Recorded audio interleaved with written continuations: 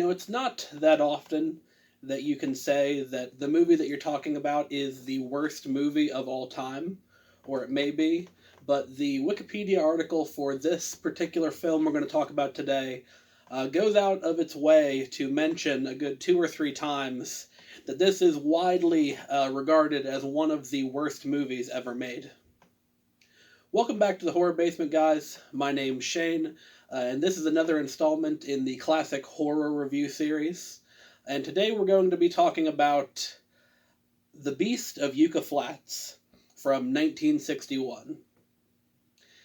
Now, before I get into why this movie is so poorly regarded, I will give you a brief synopsis of the plot. This movie begins with a naked woman. Well, she's wearing a towel, but you do get to see one partial nipple before she is quickly strangled to death by an unseen and unnamed attacker. Now, this short scene was added after the fact because I think one of the producers likes to have nudity in the movies. So this scene, this cold open with this naked woman getting strangled, has absolutely nothing to do with the main plot and does not make any sense in the context of the movie that we are about to see. So the plot proper begins with a man named Joseph Javorsky. Joseph Javorsky is a Russian scientist who is attempting to defect to the United States with a briefcase that is said by our narrator to be filled with secrets from the Russian space program and their attempts to get to the moon. This movie, of course, coming out before the moon landing occurred.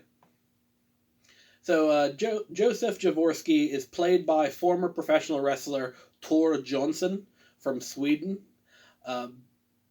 Stats from the internet put him about 6'3", and in a 1959 TV interview he did with Groucho Marx, Tor stated that he was roughly 387 pounds. So Tor shows up, and he basically looks like he'd be really good for playing the Kingpin, if there are any Marvel fans watching out there. He is most well known for this movie and also his role in Plan 9 from Outer Space.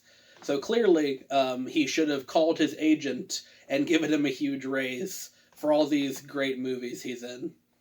But unfortunately for Dr. Javorsky, the KGB is after him, and they chase him into the desert of Yucca Flats, where he just happens to be hit with radiation from a nuclear bomb test.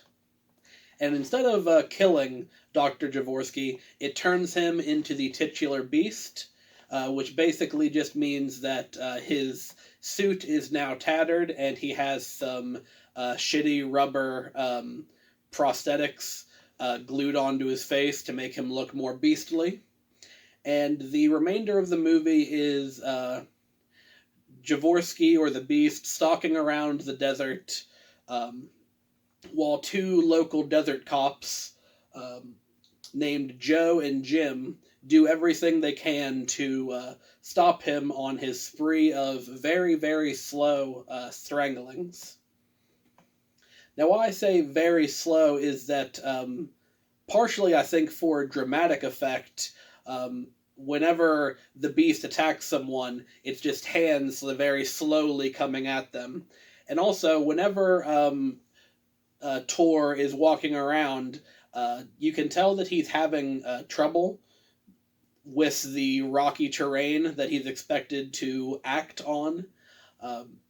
So Tor Johnson was born either in 1902 or 1903. So assuming that this was filmed in 59 or 60 for a 61 release, this would put him in his late 50s, and as I said, he was nearly 400 pounds. So the monster for this movie is essentially a morbidly obese former professional wrestler who is having trouble walking. So not exactly the scariest thing you've ever seen. And there are actually a couple examples in the movie of characters very easily outrunning him. Specifically, the two Ratcliffe boys, Randy and Art, who get lost in the desert because their parents are not watching them properly, and are then these two young boys are the damsels that Jim and Joe have to save from the beast in the end of the movie. The movie comes to a head with a very predictable climactic final battle between Jim and Joe and the beast, where a lot of quick editing cuts are used to mask the fact of Tor's limited mobility before eventually our two protagonists just shoot the fuck out of him and until the beast dies. So other than the limitations with Tor as an actor, the movie is widely regarded as one of the worst films ever made because there was no dialogue recorded while they were shooting the movie. Any dialogue was added in post using what's called ADR. So the movie kind of has this weird feel of almost being a silent film where you only ever hear a character talk when they're not on screen. And because of this, a lot of the dialogue or a lot of the exposition is done through narration. And it just so happens that the narrator is also the writer and director of this movie, a fellow by the name of Coleman Francis, who was a small-time actor in Hollywood back in the day, and did not let the fact that he had no experience, vision, or money for microphones stop him from parlaying his acting career into a career as a film director.